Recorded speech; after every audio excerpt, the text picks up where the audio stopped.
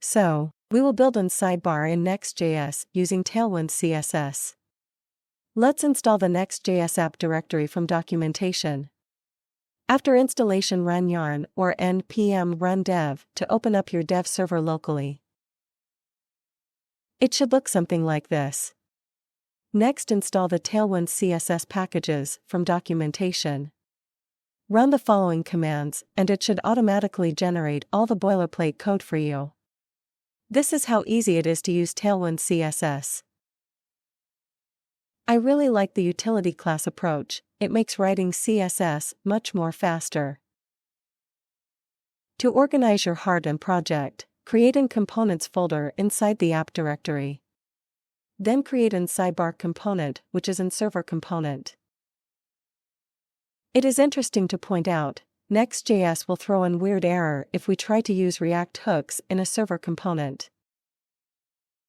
Create an div and add class name of flex items center and justify center. Then create separate div for logo and navbar links. Then add this basic styling for this cool looking gradient background.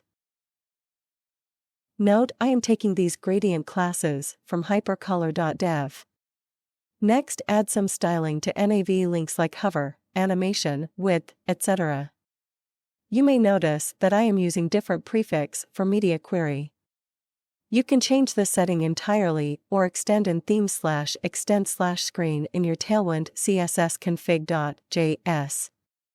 I am using 375 pixel and 425 pixel as they are most common sizes of mobile.